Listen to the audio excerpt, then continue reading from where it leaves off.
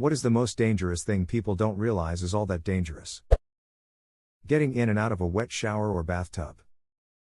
Old people lived in my house before me and they had rails installed in the shower to help with this. Even in my remaining years of my 20s I found them to be valuable, and probably did save me from a nasty slip at least once, and think stuff like that should be a standard in all shower baths. Yes. We had the same experience. And when we moved to a new house that didn't have grab bars, my husband installed them, even though we were both under 50. I love them. The pin setters in a bowling alley. They are well over 1,000 pounds of mechanized death by steel and moving belts. Some of the scariest moments of my life have been me running slapping the six between me and the emergency shutoff behind the front desk as a toddler runs, slipping and sliding, down the lane while their parents or guardians are laughing by the table because they thought it was cute. Even experienced pin setter mechanics have been crushed to death during scheduled maintenance. Pin setters are machines of convenience, entertainment, and death. Tripping. The human body has weirdly perfect proportions for killing itself from an uncontrolled fall onto a hard surface. Drunken scuffle. Friends messing about. Navigating a dark apartment. Getting in and out of the shower. Hurrying up or down stairs. Any of these that result in your head falling from about standing height and hitting the floor or concrete or a rock can very well kill you or somebody else. Lots of people have had their lives ruined by this as they either caused someone to fall, fell themselves or had a close family member fall. One bad fall in a drunk fight turns it from a scuffle to manslaughter. The ocean. One change of the tide and you can be a goner if you are not paying attention. Water. Not even joking, I've been sent photos by people who had the grand idea of placing a swimming pool on the balcony of their third floor flat and showing them filling it. They get annoyed when I tell them to stop right ducking there and empty that shot before they kill someone. Because some people don't understand that water is pretty fucking heavy, and when you put a 5,000-liter swimming pool on your balcony you've essentially parked a tipper truck on it. Tacking onto this, large bodies of water. We have a huge lake not far from where I live and everyone says it's haunted. BC every summer people die on the lake. It's not haunted, people just go out on the water grossly unprepared and drown when shit hits the fan. Because so many people have tried to guess, I am referring to Lake Mead in southern Nevada. My dad had a high school friend drown in chest-deep water due to sheer panic. The other guy on the boat was drunk. Dad swam as fast as he could but was too late. He made sure us kids could swim. When I was 5, my own mother almost drowned me due to sheer panic. Dad never let her swim with us again. Learn how to swim and keep calm in situations involving water and people. Edit a word.q.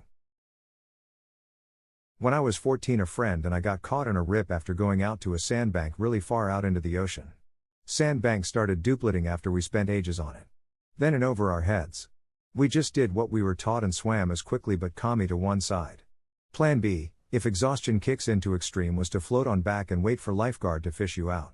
Plan A worked, thankfully, but absolutely terrifying. Only reason we survived was swimming ability, ocean education and keeping calm. This happened to me once. I was in the ocean swimming around and I saw a bunch of jellyfish. There were adults in the water so I didn't think much of it, but I wanted to get a closer look. Suddenly the shore looked really far away so I swam as fast as I could towards it. Looked up a couple of seconds later and it looked even further away. Tried again but only managed to stay in place.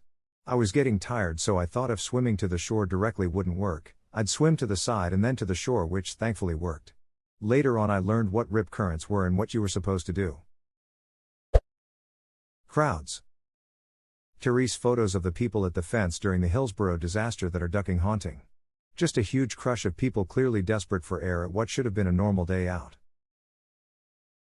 What gets me is that crowd crushes happen every few years and law enforcement and organizers always act like it's the first time they've ever heard something like that happening. I forgot what festival but that comes to mind. Also, there was a major sporting crush in Indonesia recently. Apparently there was also one in South Korea in Halloween this year. I think they're far more frequent than we realize. Pressure washers. The more powerful ones can inject water into you through your skin if you put a body part too close to the nozzle. 2,000 pounds per square inch pressure washer operator here. I showed a colleague that was using it barefoot. Yikes, a stack of cardboard, maybe 10 layers, the stream sliced through all of them in a single pass, clean as a razor cut.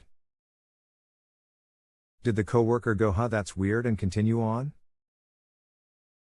He was quite shocked. An Indian from rural India that hadn't seen much of technology until he got to the US to go to university. He was a work-study on a student visa. Smart guy, really, he learned fast, but there were lots of hazards he just hadn't been exposed to. And this is the real reason for warning labels. People think it's only because of dumb people, and I'm sure that's part of it, but a lot of it is just that people don't know. You can be smart and still have blind spots in your knowledge. Being smart means you learn fast, not that you know everything. Using non-ladder objects to reach things out of reach. As someone who just used a bar stool to fix my blinds, I feel targeted lol. Probably not the most, but a disturbing amount of people seem to think wild animals won't try to hurt or kill them. It's the opposite where I live, Australia. The foreigners think it will be the wildlife that will kill you, when in reality the chances of that are extremely low. It's actually the beach that will kill you. It's so common for tourists to drown that we have a TV show about it called Bondi Rescue, which has been running for 13 seasons. It's like the Wiggles. Every year the Wiggles get a new batch of kids who have never seen their stuff before. Every year Bondi Rescue gets a bunch of new tourists to be cast members. I was really hoping this was going to be about how the Wiggles kill kids or something. Stress. Agreed, this past year has been the most stressful year of my life with my new job. Was sick more this year than I have been my whole life. Can relate. I've been very stressed for over 2 years with several different things. I've been more sick, in more pain, and had more hospital visits in the past 2 years than all my other years combined, and I'm 47. Cars. It's pretty easy to get killed on the road. You gotta have some respect.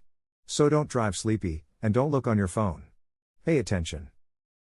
The more ego you have on the road, the more likely you are to be in an accident. Respect everybody and expect no one to respect you. You worded it nicer than I. When I'm doing orientation for new hires, I tell them to assume everyone on the road is an unpredictable drunken idiot, and to drive accordingly.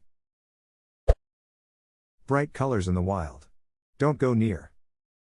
Stay the duck away from me, tulips, presumably. I stopped buying tulips for my girlfriend, because the damn cat keeps eating them. Apparently cats don't read AskReddit. Using rocks from a river to make a fire pit. Yes. Was living in the bush for a while, and some others had decided to make a fire pit, but hadn't known about this. Luckily it was later in the day, and by the time the rocks heated up and exploded everyone had left for bed. But definitely use some rocks. There was another fire pit made without any stones, and eventually the roots of the trees caught and was just slowly burning beneath the ground. It took roughly 60 liters of water to put out, and the ground just sank a good foot or two.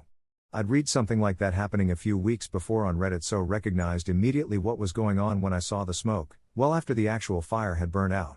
So thanks random Redditor that posted about this happening to them. Edit, a bush to the bush. It seems to be a problem lol. It was a forest. But New Zealand forest, so. Bush. Let your rocks dry out, or use some further up the bank from the river so they're less likely to contain as much water. Shenandoah Reserve, South Island NZ for any curious. Today I ducking learned. Didn't know any of this, but it makes perfect sense. This is why I spend so much time reading through these posts. If not, it'd be posting about my recovery from exploding rocks after petting the pretty bison in a really crowded venue. Passengers should never rest their feet on the dash of the car, because when the airbag does its thing, it is only one way to go. Several terrible things can happen at this point. 1. Your knees get pushed into your face, and I won't paint that picture. Or, 2. Your hips are dislocated. Yeah, I saw the X-ray of someone's legs after their airbag went off with her feet on the dash.